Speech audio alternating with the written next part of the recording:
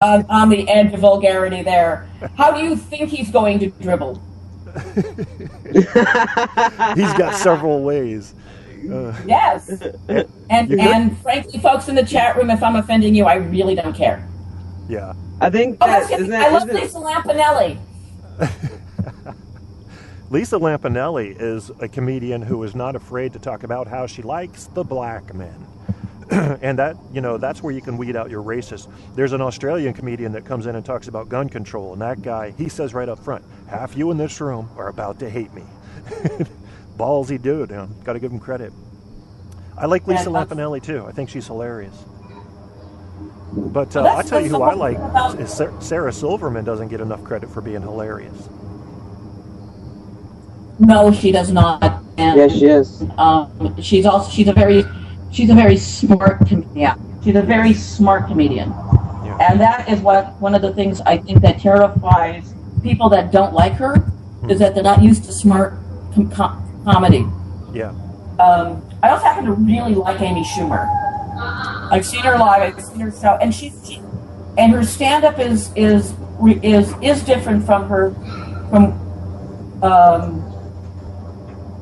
her show, because she can go farther into what used to be called the blueness of the comedy, like Red Fox is. I think I've always liked Red Fox, but boy, my respect for him as a comedian shot up when he showed the world that he was capable of being funny without all the dirty words. Yeah. Dude, Amy Schumer is the worst comedian of all time. Oh, give it a rest. She's so bad. I don't know anything about her. Where would I find? I saw Amy Tim Schumer? Allen. Tim Allen sucks. I've never been. So that's why you gave me to his book. I'm just trying to think back. I saw Jay Leno. Jay Leno was good. Who else? I've never seen a famous comedian, but my favorite was Dennis Leary. I just love the way he wrote the show. Dennis Leary is great. He's another he also plays to truth. Good comedians will play truth. Mm-hmm. Tommy Davidson is good. Yeah, like I said, the best comedians, the funniest humans in the world, always find the funny in what is true. That makes me think of what you just said about truth is Dave Chappelle and what he did with his show. Yes. And of Cat Williams. I mean, oh my God. No, they're overrated. They're overrated, but they're overrated. Greg Giraldo's underrated. He was great. He was a great act. Chappelle, look, a Jewish comedian with his own show could never name a family kike. the way he could name a family N-word and make it funny. Yep, I remember that show. That was good. In Living Color was another very good show, funny show. Jim Carrey came with that one. Yeah. Mm-hmm. I happen to really enjoy Key and Peele. Yeah, me too. Yeah, they are so. Those guys have more diversity. Dick Gregory. Yeah, they are. They're really diverse. Richard Pryor. Oh. You've got all these great comedians from the 1960s that paved the way for people to go there. I grew up with Richard Pryor. I had all of his acts memorized. I mean, he was freaking brilliant. Yeah. He was a brilliant, brilliant man. Yep. And like I said, we were talking earlier, Ramzy, about pain comedians feel and how comedy helps them deal with that pain. You want to take a look at pain. We spoke about Robin Williams. Yeah. Richard Pryor was a man in pain. Yeah, absolutely.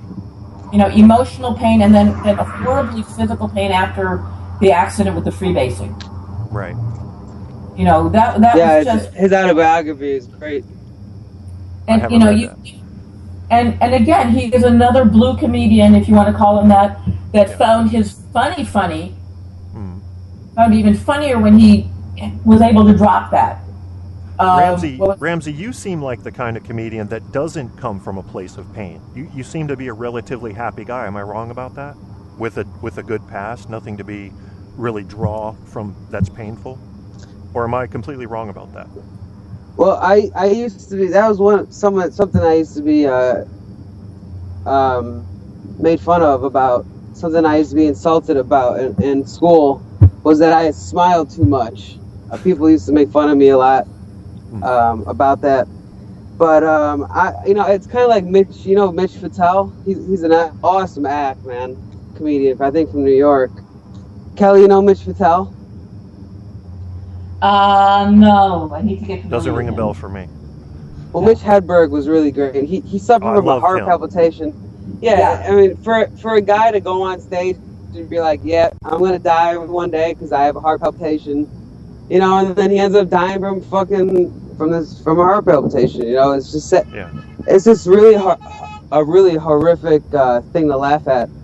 Yeah. But so yeah, I'm kind of like Mitch Patel. I kind of I giggle and I smile and I kind of I get really excited and I. But then again, I'm really regimented, and I think you were saying earlier that I'm really business oriented, and I kind of I just in that way I think you're kind of like Kevin Hart. I mean, you're going to drive it until you make it. It just feels like you got a lot of motivation, and he's been a good business person. Yeah. And I don't think his stand-up act is that great, to be honest with you. But he no, it's not. It's very, very. It caters to a lot of toddlers. His act. Mm-hmm. But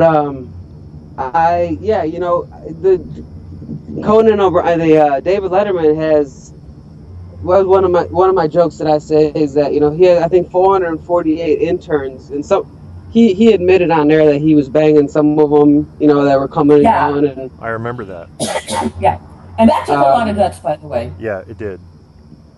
And I think not Richard Lewis, but there was some other guy. He had a talk show. I mean, a lot of these people that run these shows, I'm a one-act person. It's really hard to juggle.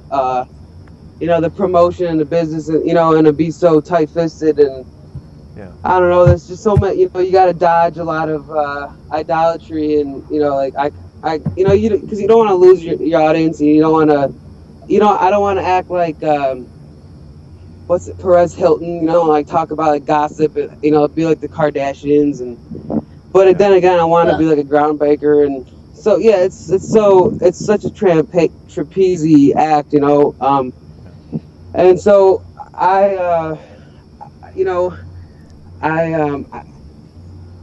would consider myself. Yeah, my doctor told me, that I suffer from my eardrum. I suffer from a ringing in my ear, and my doctor, coincidentally, his name is Dr. Curtin, and he said that one of the things that comedy is one of my something that I take to medicate myself because of my ear, because I have a ringing, kind of like a wire that's been like snapped out of the wall. Yeah. And so he said, if you perform in front of audiences and or whatever, he said it's like a Nazi ipsum, like you learn about yourself. It's like a shedding. It doesn't seem to affect your speech at all. Is it tinnitus? Is that what they call it? Yeah.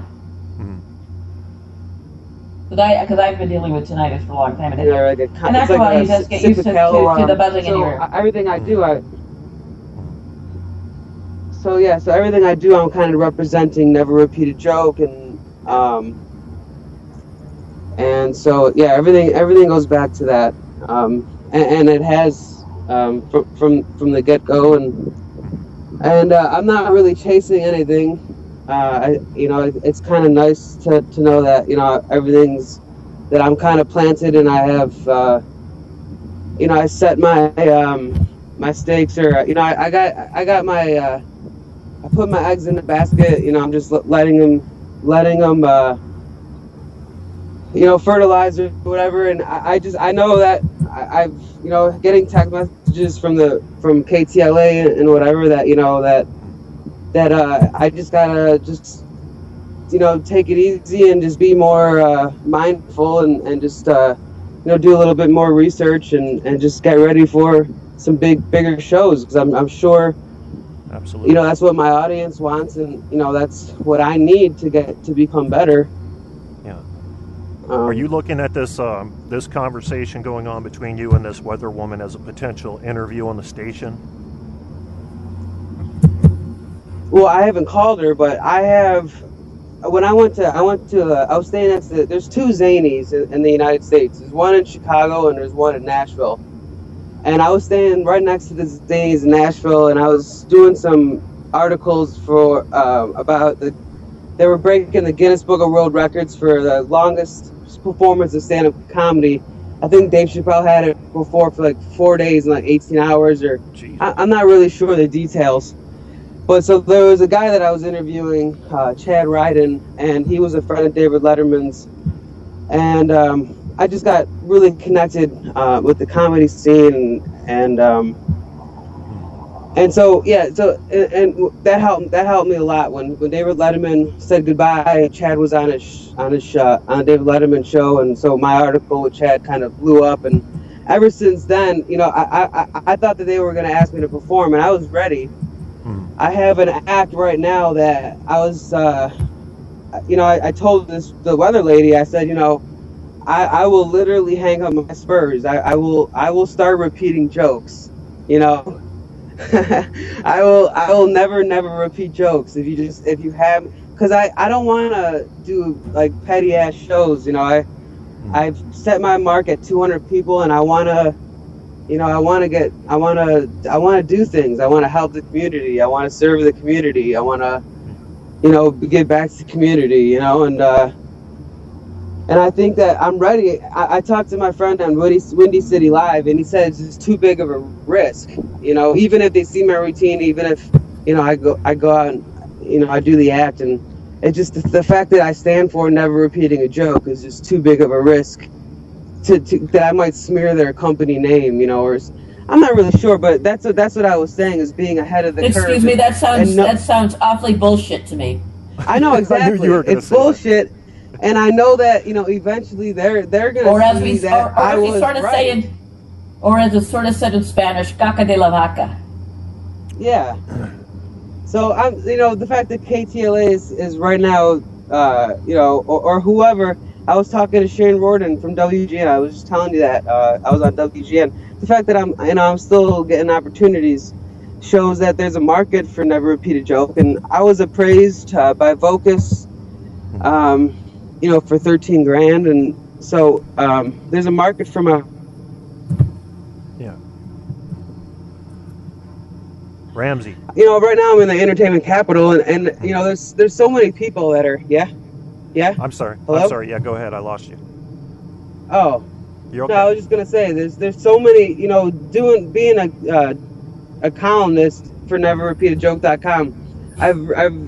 There's so many comedians, man. There's just so many, and it's nothing against them, but there's just there needs to. You're breaking up a little, Ramzy. I think you need connections. I think that should be your next focus. You've already got your act down. You need to get people that will get you in front of crowds. Isn't that really what it's all about in your business?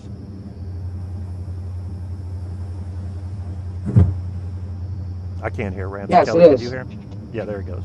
Hello. Yeah. Yeah, that is what I need. I need connections. Kelly, I would be curious, Yeah.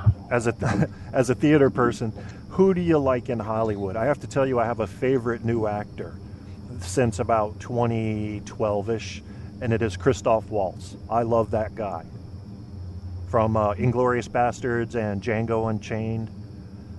Do you know what I'm talking about? He's an Austrian. Yeah. And he's just amazing. I love what he does. He's just so crafty. There are a lot of actors that I like. Unfortunately, because I am such on a tight budget, it's really hard for me. And again, if I had my fucking SAC card, it wouldn't cost me anything to go to the movies. I don't know what it costs to go to a movie in California, Virginia, but here it's like $20. Yeah. Yeah.